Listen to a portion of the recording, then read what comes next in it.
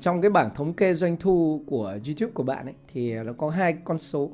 Một là CPM và thứ hai là RPM. Thì ở đây cái CPM này ấy là cái số tiền mà nhà quảng cáo sẵn sàng trả cho 1.000 view, trên 1.000 view cho YouTube. Thế còn cái RPM này ấy, thì là cái số tiền mà bạn thực nhận được, tức là người làm YouTube ấy, thực nhận được sau khi đã chia sẻ doanh thu với YouTube. Cái số RPM này, ví dụ bạn lấy cái CPM này bạn nhân với 0.55, là hiện tại nhé, là video dài thì nhân với 0.55. Thế còn video ngắn thì sẽ nhân với 0.45, thì nó sẽ tương đương với cái RPM này. Tuy nhiên là con số nó sẽ không chính xác lắm, bởi vì là cái RPM này thì nó sẽ bao gồm cả những cái view mà không được kiếm tiền nữa, tức là non-monetized view. Ok, đơn giản đấy thôi. Nhưng mà trong video này mình sẽ chia sẻ với các bạn cụ thể hơn về cái RPM và CPM để các bạn hiểu rõ hơn về việc kiếm tiền YouTube. Ok.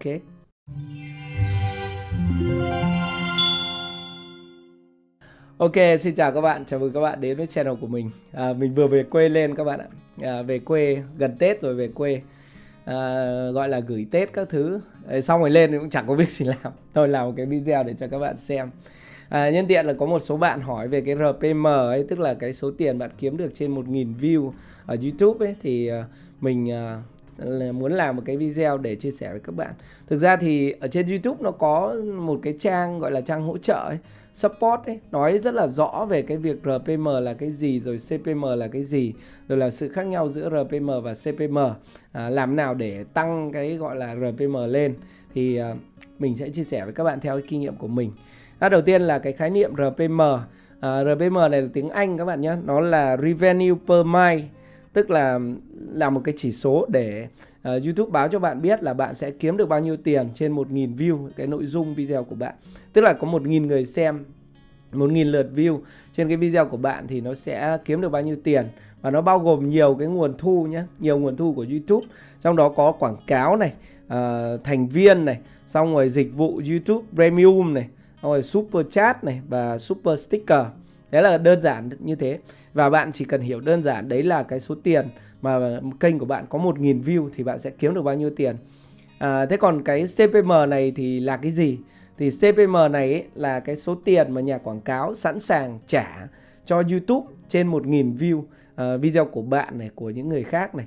Và sau khi nó trả cho YouTube rồi ấy, thì YouTube nó sẽ chia sẻ doanh thu với bạn. Chia sẻ doanh thu với bạn thì hiện tại ấy là theo cái chính sách của YouTube là đối với các video dài ấy, thì bạn sẽ được nhận là 55% doanh thu. Thế còn video ngắn thì bạn sẽ nhận được là 45%. Bắt đầu từ ngày mùng 1 tháng 2 năm 2023 thì video ngắn gọi là YouTube Short là bạn có thể kiếm tiền và bạn được chia sẻ doanh thu. Ok. Thì còn một cái nữa ở trong cái trang hỗ trợ này nhé, có câu hỏi là tại sao cái RPM của tôi ấy thì lại thấp hơn cái CPM. Thì đấy, tất nhiên rồi, cái RPM này bao giờ nó cũng thấp hơn cái CPM này các bạn nhé. Tức là cái số tiền mà bạn thực nhận được, tại vì nó phải trừ đi cái phần mà YouTube nó đã khấu trừ từ cái tiền nó nhận được đi. Nó khấu trừ đi 45% rồi thì tất nhiên bao giờ nó cũng thấp hơn. Và nó được tính như thế nào? Ví dụ RPM này được tính là tính sau khi YouTube chia sẻ doanh thu với bạn, và nó bao gồm tất cả các cái, tức là bao gồm tất cả các cái view được tính tiền và view không được tính tiền. Đó là tại sao mà cái RPM thì nó khác với CPM. Một cái câu hỏi nữa là cái sự khác nhau giữa RPM và CPM. Thực ra thì nhìn vào cái con số là các bạn biết là nó khác nhau rồi. Tuy nhiên ở đây người ta có ghi này. Thứ nhất, RPM là cái con số mà những cái người sáng tạo nội dung nên xem vào, tức là nên nhìn vào. Còn cái CPM ấy thì là những cái nhà quảng cáo, tức là những cái người mà những cái công ty ấy mà người ta có sản phẩm, người ta muốn quảng cáo trên cái video của bạn ấy, thì người ta nên xem vào. Đó là một. Với hai nữa là cái RPM ấy thì nó sẽ bao gồm tổng doanh thu trên cái quảng cáo này, thành viên này, Super Chat này, Super Sticker này. Còn cái CPM thì nó chỉ bao gồm là doanh thu từ quảng cáo và cái dịch vụ YouTube Premium. Thế thôi. Cái thứ ba là RPM nó sẽ bao gồm tất cả các cái view, tức là tất cả các cái view trên video của bạn nhé, bao gồm cả view được kiếm tiền và view không được kiếm tiền. Thế còn cái CPM thì nó chỉ bao gồm là cái view mà được kiếm tiền thôi, tức là những cái view được kiếm tiền thì nhà quảng cáo người ta mới đặt quảng cáo ở trên video của bạn thì nó mới tính là cái CPM. Và cuối cùng là cái mà người sáng tạo nội dung quan tâm thì chỉ quan tâm đến cái RPM thôi, bởi vì đấy là cái mà doanh thu bạn nhận được sau khi YouTube nó đã chia sẻ rồi. Thế còn cái CPM thì là cái YouTube nó kiếm được bao nhiêu tiền, kiếm được bao nhiêu tiền trước khi nó chia sẻ cho bạn. Đấy là sự khác nhau giữa RPM và CPM. Ok, đơn giản thôi. Còn một cái câu hỏi nữa là cái RPM này ấy, tại sao kênh của bạn ấy thì RPM lại thấp mà trong khi kênh của mình RPM lại cao, và một số kênh thì RPM nó lại cao hơn rất là nhiều. Thì cái yếu tố mà nó để nó quyết định cái RPM này nhá, thì thứ nhất nó phụ thuộc vào thứ nhất là cái quốc gia mà xem video của bạn. Ví dụ có nhiều quốc gia thì cái RPM rất là cao, ví dụ như là Mỹ, Anh, Pháp rồi Luxembourg các thứ ấy. Thế còn có những quốc gia thì cái RPM ấy, tức là cái số tiền mà người sáng tạo nội dung nhận được ấy, trên 1.000 view nó rất là thấp, như kiểu Việt Nam này, Ấn Độ này, Philippines này, rồi là mấy nước nghèo nghèo ấy, thì cái RPM bởi vì là cái nhà quảng cáo người ta trả tiền ít cho YouTube, đâm ra là cái việc là bạn nhận được tiền thì nó cũng rất là ít. Đấy là một. Cái thứ hai nữa là cái nội dung của video. Những cái kênh mà làm về nội dung như là tài chính này, dạy học này, dạy kiếm tiền online này các thứ ấy, thì cái RPM nó rất là cao, bởi vì những cái công ty về tài chính ấy, thì người ta sẽ trả tiền cho kiểu trả tiền chạy quảng cáo rất là cao so với những cái mà nội dung mà kiểu làm vlog này, đời sống này, stream game này. Đấy thì RPM nó rất là thấp. Còn trung bình thì các cái nội dung mà làm dạy học này, dạy edit video này, rồi dạy làm cái gì ấy, thì RPM nó kiểu dạng trung bình, nó không phải cao quá mà nó cũng không phải thấp quá. Đó là mấy cái yếu tố cơ bản để ảnh hưởng đến cái RPM. Ok, thế còn một cái câu hỏi là các bạn hỏi là làm nào để tăng cái RPM này lên, để tăng cái doanh thu ở YouTube ấy. Thực ra thì đơn giản thôi, nếu như mà các bạn mà có cái nội dung ấy mà các bạn có thể chuyển hướng nội dung các thứ được ấy, thì các bạn có thể làm thêm nhiều cái nội dung khác liên quan đến cái chủ đề của bạn.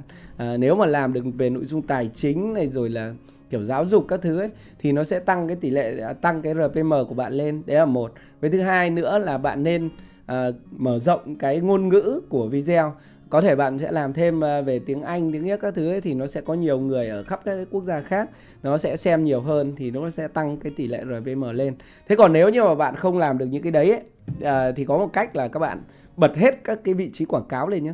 Bật quảng cáo của video, tức là bật tất cả quảng cáo của video và bật tất cả các vị trí đặt quảng cáo. Ví dụ mình ví dụ cho bạn nhé. Ví dụ bạn có một cái video chẳng hạn, bạn vào phần content này nhé, có một video, ví dụ video tổng kết 1 năm làm YouTube này của mình này, mình sẽ ấn vào đây, ấn vào cái tiền này, monetization đấy nhé.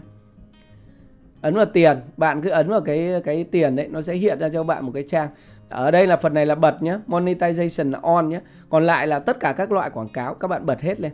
Overlay, sponsor rồi tất cả các thứ ấy thì các bạn bật hết lên. Còn nếu như video của bạn dài hơn 8 phút thì các bạn có thể ấn vào đây để các bạn đặt những cái video, đặt quảng cáo ở giữa video, manage mid roll.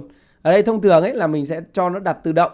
Đấy, thì bây giờ YouTube nó đặt tự động này có một cái thôi.